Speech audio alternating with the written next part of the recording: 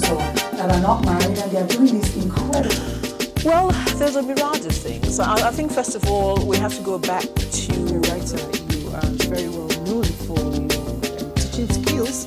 Your students speak a whole lot about you. Miss Nigeria competition. And I said, let's pick them up, let's take them back to Nigeria, and let's teach them a different kind of job.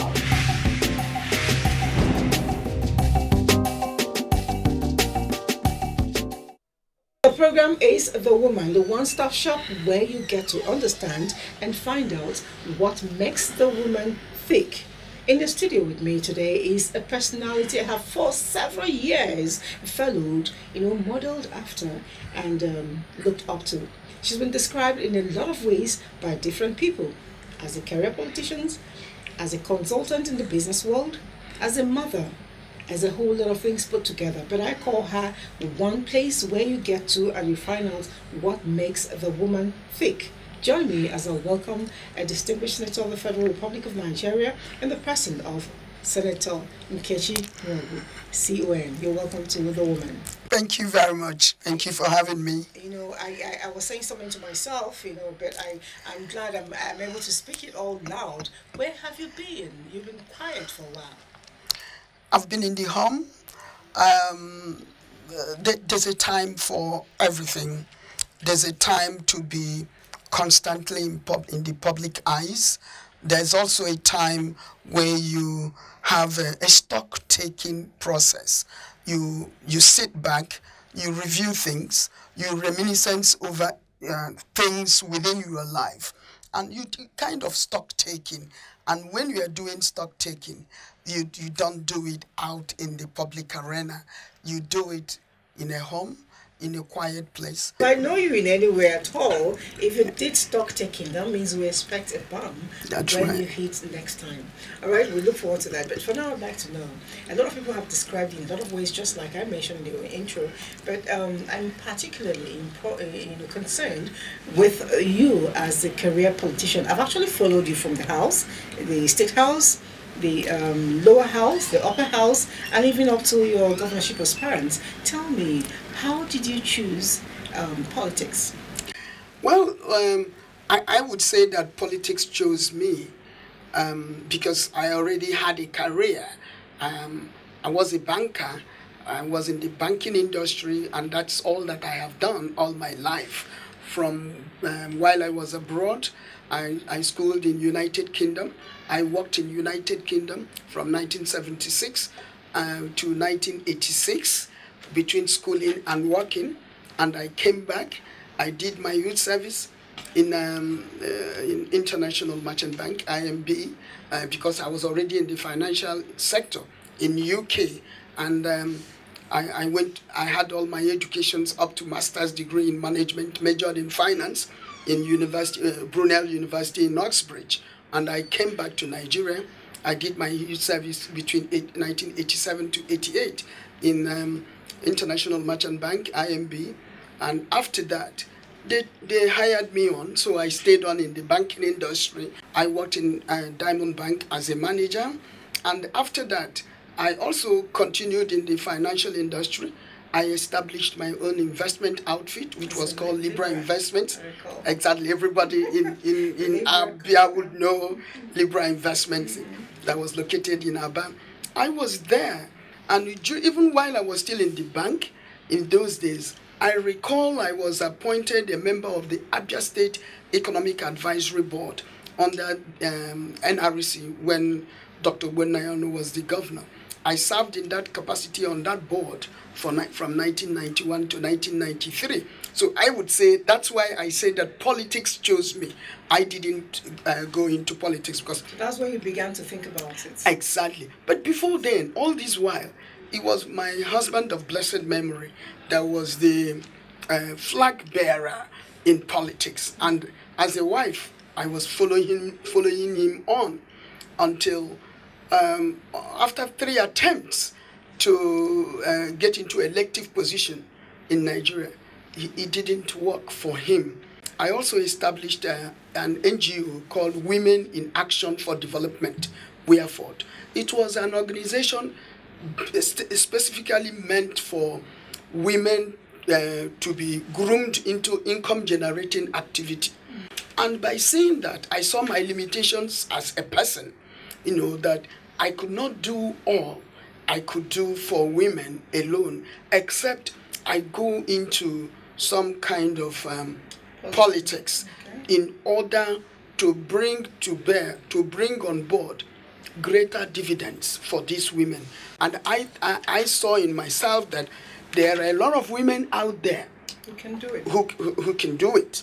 So I decided to groom these women, myself inclusive, these women from 1994 to 97 to 2003, when I now felt I was ripe enough. However, in 1998, under the UNCP during the Abuja days, I felt then that I could even govern our state in 1998. And I aspired to be governor of my state in 1998. That's Abia State. Yes, Abia State under UNCP.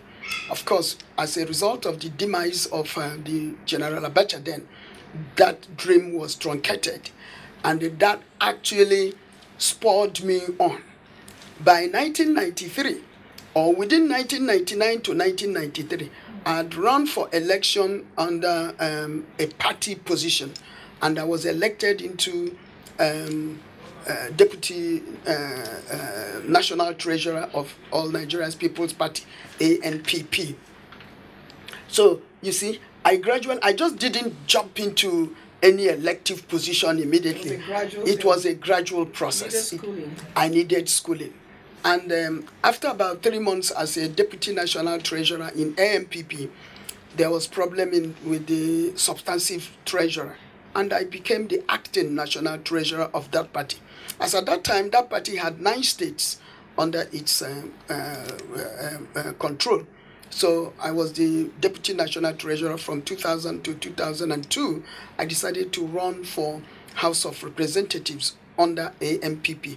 I did run for it, and I won.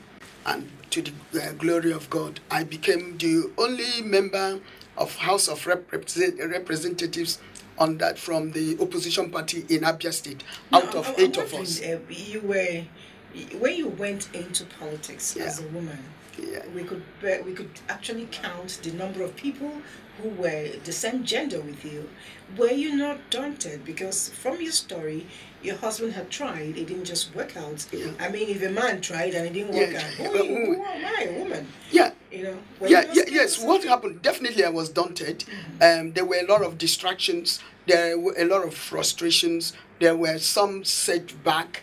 It was something like, it was never given to me on a platter of gold. I always worked for it. And that's why I keep telling women, you can never get power or recognition on the platter of gold. It doesn't work. Neither can it work by you are pretending or bringing yourself down to men. With due respect, I respected my husband for 38 years. I was a loyal wife, and I knew that my husband was my boss. He was my head, but I was the neck to direct the head or to assist the head. So I had a blissful marriage, and even told God in various campaigns I went to, that prayers that I had, that if there would be a second coming in life, please give me back, or let Dr. Roland Nworgu be the one to marry me again in the next world. Because, oh yes, it was a good marriage. But having said that, women are human beings, just like any other human being. I have gone to school, and a man has gone to school. We have acquired our educations, just like any man has acquired his education. Why would you portray a complex on yourself when it comes to governance or when it comes to position of leadership? I think it is wrong. And that is why, despite the skirmishes, the chauvinisms, you go in a crowd of, for instance, in that board that I told you, between 91 to 93, I was the only woman on that board. And we had men of timber and caliber. But it did not deter me from being committed, being focused, realizing that I was there to render service. You see, what will propel any woman is your ability to showcase your intellectual prowess, not your gender, not your physical beauty. Beauty will fade. I am a woman and I'm proud to be a woman. I believe that I am complementary to my male folks. We need to work together because it takes two to tango. All right. Okay, I'll get to talk about that tangling much more later. But I would like to know, you were in the house, both the lower house and the upper house, for quite a while, and I saw a lot of exciting bills. Some you sponsored, some you were part of, and I'd like to know which of these bills, excited you more. The one bill that excited me, I would say most, I was most excited, was the bill that established the Asset Management Company of Nigeria, called AMCON.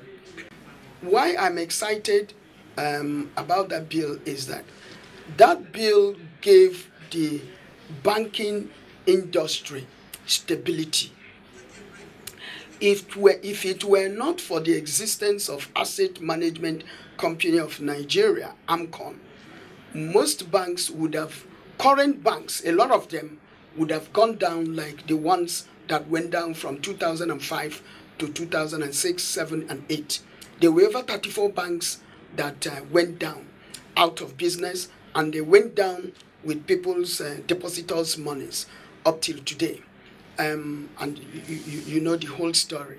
But with the existence of AMCON, that bill that I sponsored, at least whatever is, if a bank is in short supply of liquidity or funds, and they have too much bad loans, AMCON is a vehicle that is established to take out some of their toxic loans.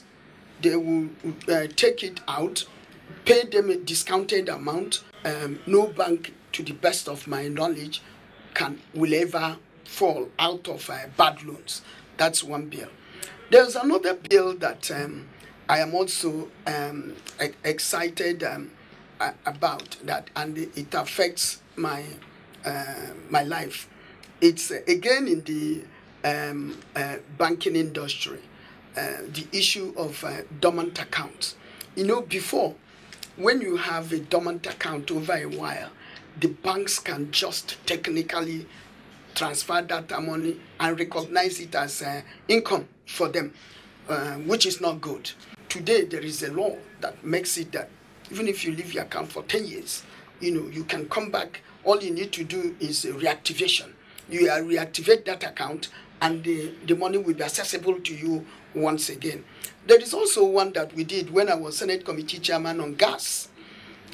Before now, or before that time, I was Senate Committee Chairman on gas from 2011 to 2015.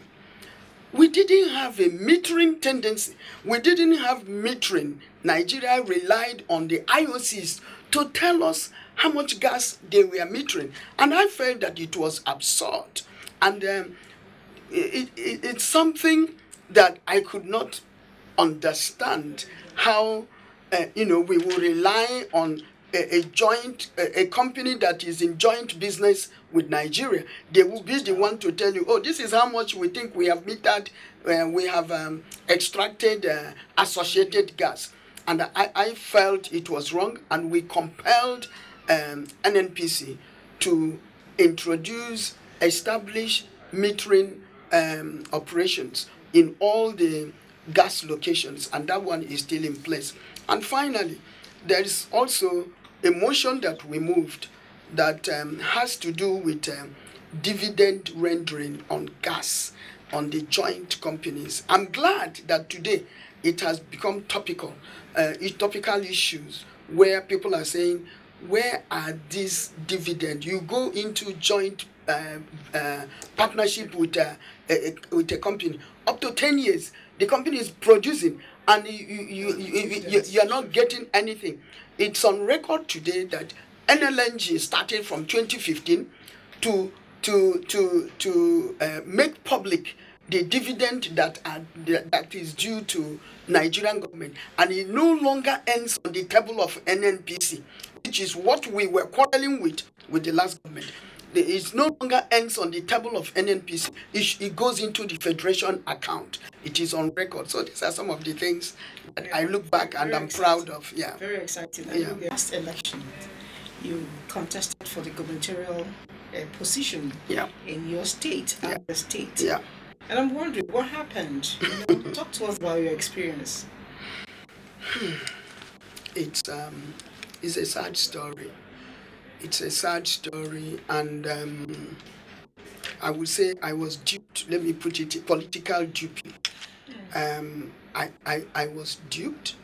I was, I would say, woman handled. I wouldn't say man handled. And that is why the glory of God parted from that party. When a salt ceases to be its salt, having been in the National Assembly for 12 years, 4 years in the House of Reps, 8 years in the Senate, I felt that I've done some contributions, notable ones, in the legislature.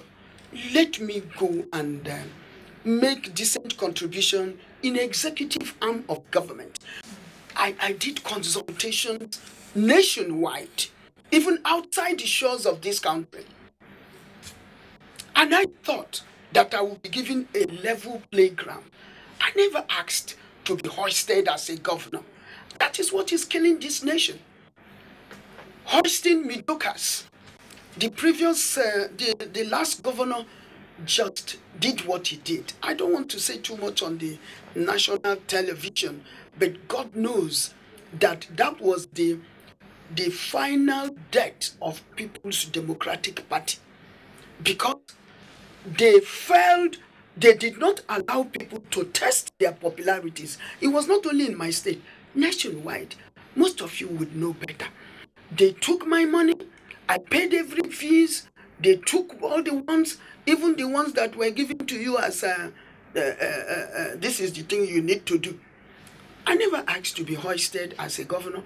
I wanted to be allowed to go out there and contest for the position of governorship candidate first. And if I fail, I would know that my people did not want me. But the last governor would not have it. He trickishly, I don't know what he did, convinced people there was no primary. There was no delegate primaries. He took all his house workers, domestic workers, to be the delegate instead of the party 3-man delegate that was supposed to be. That was what happened. I was robbed of my opportunity of testing for my popularity. And during that time as well, that was when my husband was very sick. I had a raw deal. I was badly treated by my people, led by the last governor. In my 2 Senate seats, the same man robbed us. I went up to Supreme Court for them to confirm that my local government was part of my senatorial district. It was a calculated attempt to I would say, to kill himself, not me, politically. But alas, my God is alive. And I am alive today to be in the land of living. To see, he hoisted, you know who we have in our state. It's not for today I will give that interview. On when we shall talk about the development.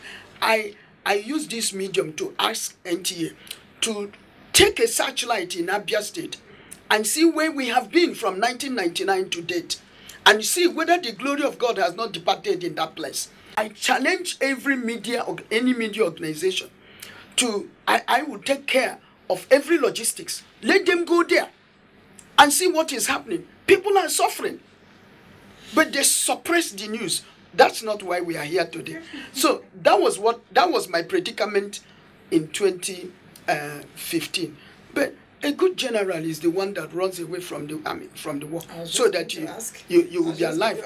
Well, I'm not saying I'm going to run or that. To fight again. Exactly. I'm not saying I'm running or not running. Not yet for decision. Okay. That shall come someday. But what I'm saying is that I am a woman. It's not a disadvantage. It's not a deterrent. It's not a setback. It's not a handicap. Because what does it take to be a decision maker in a level, like to be a governor governing 184 wards of my state, 17 local government, in my state, 3 senatorial districts. What does it take to know what Abians are looking for? You don't just jump into that arena because you have been captioned a governor. As I said, that's not a story for today. Let's talk other issues. All right, so that's not the story for today, but definitely I'd like to know, from the strength of your experience, you've been in this game, very long, and like you said, you have learned a whole lot. You've also been woman-handled, quoting your words. Yes. Now, do you think women are really able to turn around things in this country if given the opportunity? Oh, definitely. I think that a woman can, even if you have what it takes, you have to do your self-appraisal, assessment first. Women, all I want to tell my fellow women out there is, don't expect somebody to hoist you on any position. It comes with a price if you do that. And that price, maybe you will be degraded, you will be subdued, you will be dehumanized. Nkechi Nworgu is not going to be in that category. Nkechi Nworgu is somebody that my late parents starved to train me. Nkechi Nworgu is somebody God has molded for better and greater things in life. I believe that. Let me tell you, after 2015, I was already enrolled for my PhD. I'm just at about 10-15% left to conclude it. I'm also doing my MBA in leadership and sustainability in UK. And thank God, in this government, I was given appointment as the Pro-Chancellor, Chairman, Governing Council of University of Calabar. So my hands are full. I'm forever grateful to God. I do not think that the purpose of my coming on earth is just for my personal well-being alone. No. If it were, I wouldn't be here talking with you. I will not. But thank God for my faith. Because I know that if I do not do more things for the well-being of the generality of people out there, on the last day, God will ask you and me, Nkechi Nworgu, I gave you this opportunity and that opportunity. What did you do? You used it to take care of your children and yourself alone? I don't think God will be happy with me. You've talked so much about your public career and what was, what is, and we look forward to what will be. But I know that moving on, you have actually acquired another title for yourself. That is grandmother. And you don't look it. I keep asking, what does she do? You haven't told us. You say it's DNA. We believe it, but there is more than DNA. But I'm wondering, how are you enjoying grandmotherhood? Oh, I am blessed. Every weekend, I look forward to my 6 grandchildren from my 2 children. Wow, I have 6. 3 children. 2 of them this one has 3, this one has 3. So my daughter has 3 children. My first son has 3 children. And every weekend, they come and make my house bubbly. My husband passed away 2.5 years ago. And ordinarily, I would be a lonely woman. But I'm not. Despite the fact that I have colleagues, fellow senators, people in public life, but my weekends are the best. I have my grandchildren. One of my grandchildren saw me. Every time she runs into my bedroom, I have a reading table. And I say, Soma, don't touch my laptop. He said, Grandma, you're always reading. So you didn't go to school before? So I said, no, Grandma went to school before. Grandma needs to update. Grandma needs to be in tune with the tenets of the demands of leadership of today. And you're talking about my looks. Yes, as a grandmother, I'm in my 60s and I'm proud about that, and I play golf and I'm happy. I see my grandchildren. I am grateful. I'm contented. I'm satisfied. I'm grateful to God. With you and your kids, I'm just wondering, as you're speaking, would they call you mommy? Would they call you they call me. senator? No, my grandchildren call me grandma. They call me grandma. Some of my cousins' children, they will call grandma senator. They call me all manners of names. So for women, I'm urging them to get up from your seat. Test yourself. Don't go because Nkechi Nworgu is, I want to be one thing or the other. You say, oh, I want to be like her. You want to start from that thing that Nkechi Nworgu is doing. No. Remember, I used to, I go to village meeting. I tie their wrapper, which is like about 2,000 naira or 3,000. I tie that same type with them. In my church, I was an usher for 7 years here in Abuja, and I'm doing it not because in fact it was because of my presence in the church as an usher that now we have judges being ushers, lawyers being ushers, other people of various positions now being usher. But when I started it in 2003 as a member House of Reps, wearing only black and white, I wore that for many years. I was not wearing my nice raw George silk and all that. Those ones were for like weddings, but for church it was whatever uniform we were wearing on a Sunday. It's only since my after nice to come to the church and have your senator, usher me in. Usher you, nice. Carry my tray, go round, because for me, I said to myself, what can I do for God with all these good things He has done for me? So my dear women, my dear sisters, humility is first thing that will take you to anywhere, and you don't pretend it. You have to be it. You have to be it. It has to be part of you. You have to ask God to give you that spirit of humility, because the men were created first anyway. So before we were made. So no matter how high up we are, we must remember that there is that divine supremacy, superiority in them.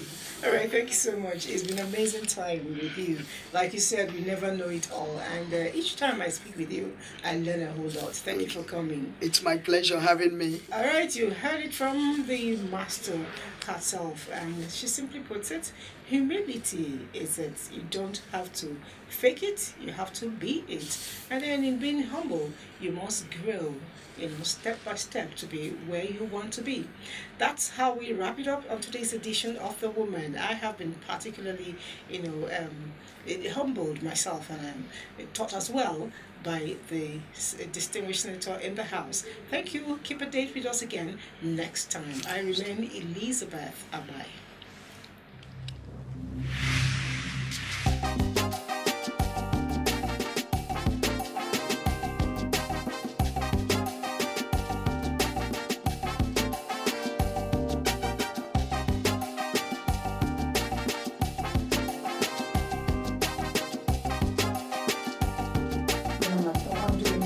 Doctors or that are not married, and they are doing this incredible. Well, there's a myriad of things. I think first of all we have to go back to writer. You are very well known for your teaching skills.